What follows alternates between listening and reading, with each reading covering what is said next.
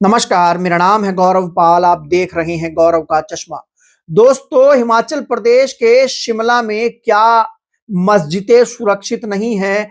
क्या कांग्रेस के राज में भी मुसलमानों और मस्जिदों पर अत्याचार हो रहा है? ये बात मैं नहीं कह रहा हूं, ये बात एआईएम एमआईएम के प्रवक्ता डॉक्टर शुएब जमई जो हैं, वो राहुल गांधी और शायर इमरान प्रतापगढ़ी से पूछ रहे हैं। हाल ही में शिमला के संजौली मस्जिद पर एक बड़ा बवाल हुआ, जहां पर मस्जिद में नमाज पढ़ने नहीं दी गई और यह हुआ हिंदू संगठनों के विरोध के कारण।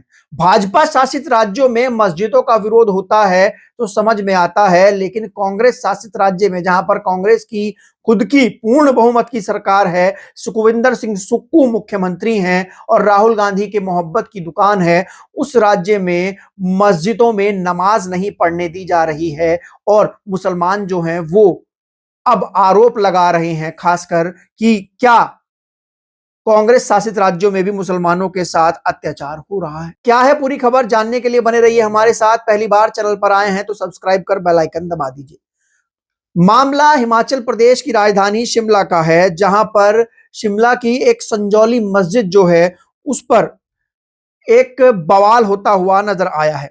मामला कुछ यूं है कि शिमला में संजौली मस्जिद में प्रशासन ने शुक्रवार को नमाज नहीं पढ़ने दी।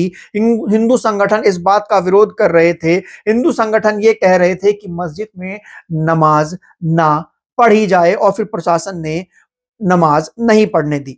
आपको बता दें कि संजौली में चल रहे आमरण अनशन, ये हिंदूवादी संगठन जो थे वो आमरण अनशन कर रहे थे, और ऐसे में इनका अनशन खत्म कराने के लिए प्रशासन ने वहां पर नमाज नहीं पढ़ने दी। इस पूरे मामले में डॉक्टर शुएब जमई, जो कि एआईएम एमआईएम के प्रवक्ता हैं, उन्होंने राहुल गांधी और इमरान प्रतापगढ़ी से कई प्रकार के सवाल पूछे। डॉक्टर शुएब जमई ने एक वीडियो पोस्ट किया, और वीडियो पोस्ट करने से पहले उस पर कैप्शन लिखा हुआ मैं आपको बताता हूं कि शिमला के संजौली मस्जिद में दोबारा से मस्जिद का रास्ता रोक दिया गया। मस्जिद को गिराने की कोशिश चल रही है। कांग्रेस शासित राज्य में मुसलमान सुरक्षित नहीं है। इसका जवाब राहुल गांधी और शायर इमरान प्रतापगढ़ी को देना चाहिए। मुसलमान आप पर भरोसा क्यों करे? बड़ा सवाल जो है डॉक्टर शुएब जमई जो है वो पूछ रहे हैं। कांग्रेस को बिहार और उत्तर प्रदेश में मुसलमानों का वोट तो चाहिए, लेकिन हिमाचल प्रदेश के अंदर जहां उनकी सरकार है, आज वहां शिमला के संजौली मस्जिद में पाबंदी लगा दी गई और हिंदूवादी संगठनों के दबाव में बिजली पानी काटने की धमकी दी जा रही है। नमाजी वहां नमाज नहीं पढ़ सकते। ये हालत है कांग्रेस शासित राज्य में। किस बात की यहाँ से ये दावा भरते हैं मोहब्बत की दुकान का? ये जो इमरान प्रतापगढ़ी जो सीमांचल जाके मुसलमानों को बरगला रहे थे, क्या ये इमरान प्रतापगढ़ी जवाब देंगे?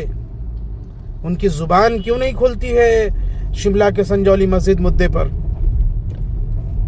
ये कहते हैं कि court commissioner of the court ने ऑर्डर दिया। नगर निगम में कौन है वहां पे? और आप बेवकूफ बनाते हैं लोगों को। ये सवाल है कांग्रेस के शायर इमरान प्रतापगढ़ी से कि जो आप मुसलमानों से वोट मांग रहे थे सीमांचल के अंदर, क्या अभी आप शिमला में संजौली मस्जिद के मुद्दे पर जुबान नहीं खोलेंगे? अब कोई शेरो शायरी नहीं पढ़ेंगे आप? कहाँ गई मोहब्बत की दुकान राहुल गांधी की? ये लोग दूसरी जगह मुसलमानों से वोट मांगने लायक नहीं बचे हैं। दुनिया समझ चुकी है इनकी हकीकत। जब तुम खुद के अपनी स्टेट, जहां तुम्हारी सरकार है, वहां मस्जिदों की हिफाजत नहीं हो पा रही है, मुसलमान वहां नमाज नहीं पढ़ सकता, वहां मुसलमान सुरक्षित नहीं है, चरमपंथी संगठनों के दबाव में हर रोज मुसलमानों के खिलाफ नफरत का बाजार गर्म किया जाता है, तो दूसरी जगह क्या सुरक्षित रहेंगे? तो जिसका डर दिखाते हैं, भूत दिखाते हैं। आप खुद तो यहाँ से अपने गिरेबान में झांक कर देखिए कि आप क्या कर रहे हैं। लिहाजा उत्तर प्रदेश का मुसलमान हो या बिहार का हो या किसी भी जगह का हो, इनके असली चेहरे को देखिए, तब आपको मालूम चलेगा कि ये कितने अंदर तक क्या है इनकी हकीकत। अब बताते हैं कि पूरा मामला क्या है। दरअसल ये जो मस्जिद है शिमला के संजौली में, ये जो मस्जिद है उसमें एक मामला सामने आया है। ये मस्जिद जो है इसको अवैध बता दिया गया है नगर निगम द्वारा और कोर्ट ने इसको गिराने के आदेश दे दिए हैं।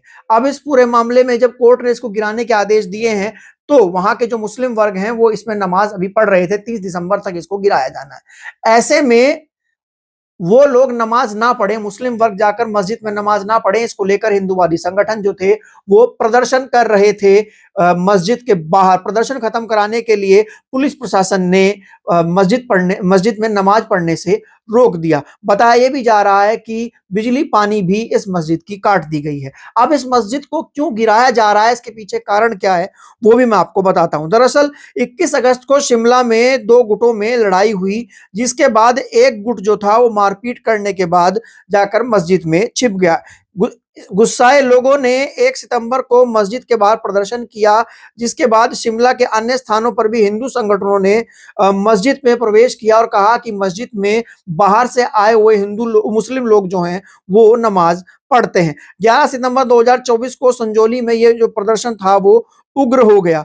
ऐसे में 12 सितंबर को जो संजौली की मस्जिद कमेटी थी वो नगर निगम कमिश्नरेट कोर्ट में पहुंची और उसने कहा कि मस्जिद का यह हिस्सा अवैध है, क्योंकि बताया जा रहा था कि मस्जिद जो है वो पूरी तरीके से अवैध है। ऐसे में कमेटी ने खुद जाकर कहा कि मस्जिद की कुछ हिस्सा अवैध है। निगम ने आयुक्त को पहले 3 मंजिलें तोड़ने का आदेश दिया, यानी कि पहले मस्जिद के ऊपर जो 3 मंजिलें बनी थी वो आपको तस्वीर में भी दिख रही है, ये तोड़ने का आदेश दिया। लेकिन इस साल 3 मई को पूरी मस्जिद ही गिराने का आदेश दे दिया है। ऐसे में कुछ लोग दावा कर रहे हैं कि ये मस्जिद जो है वो 19वीं सदी की है। ये अंसार इमरान एसार करके एक सोशल मीडिया पर अकाउंट है, वो दावा कर रहे हैं कि ये 19वीं सदी की शुरुआती समय में तस्वीर है, जिसमें एक तस्वीर दिखाई जा रही है जिसमें मस्जिद होने का दावा किया जा रहा है और बताया जा रहा है कि ये मस्जिद जो है वहां पर 19वीं सदी से मौजूद है और अब हिंदू चरमपंथियों द्वारा इसे अवैध बताकर गिरवाया जा रहा है। और इसमें सवाल जो है वो कांग्रेस से पूछा जा रहा है कि आखिरकार कांग्रेस जो मोहब्बत की दुकान खोलने की बात करती है, एक तरफा मुसलमानों का वोट लेती है, वो कांग्रेस जो है उसके शासन प्रशासन में ये मस्जिद को अवैध बताकर गिराया जा रहा है कि 3 मई को इस पूरे मामले में मस्जिद को गिराने के आदेश दिए गए।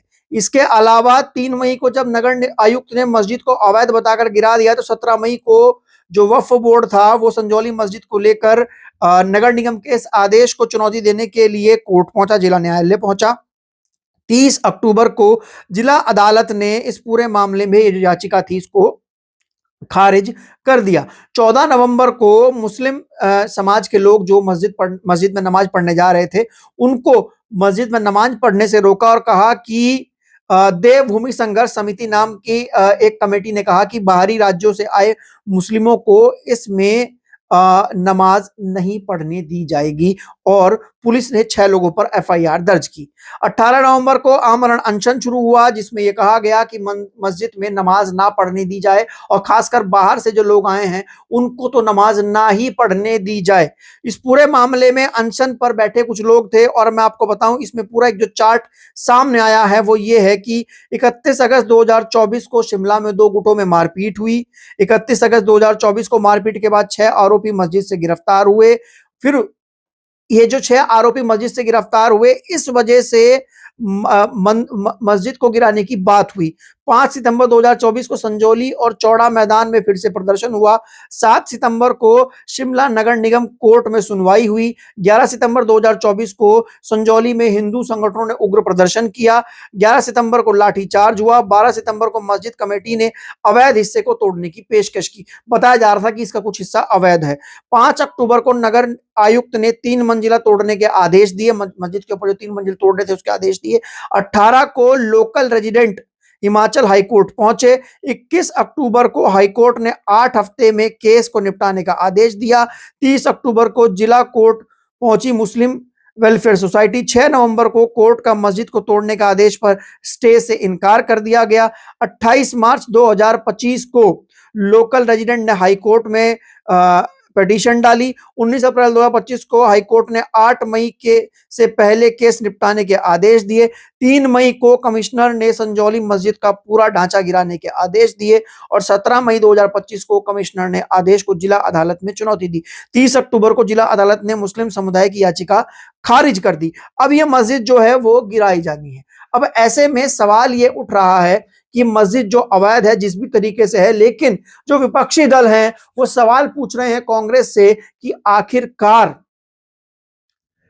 कांग्रेस शासित राज्य में मस्जिदों के ऊपर इस तरीके से अत्याचार क्यों हो रहा है और अभी मस्जिद नहीं गिराई जा रही तो उसमें नमाज पढ़ने क्यों नहीं दी जा रही है। हिंदू संगठनों के दबाव में पुलिस प्रशासन क्यों काम कर रहा है। ये आरोप जो हैं वो एआईएम एमआईएम के नेता जो हैं वो लगा रहे हैं। एक तरफ तो कांग्रेस जो है वो सेकुलर पॉलिटिक्स की बात करती है, लेकिन रणनीति वही अपनाती है जो भाजपा अपना रही है। और मस्जिदें तो यूपी में भी नहीं गिराई जा रही हैं, लेकिन शिमला में जहां पर कांग्रेस की सरकार है वहां पर मस्जिदें गिराई जा रही हैं। इस पूरी खबर को लेकर आपका क्या कहना है, वो क्या मानना है, आप लिखकर हमें बता सकते हैं। तब तक के लिए चलते हैं। धन्यवाद, नमस्कार।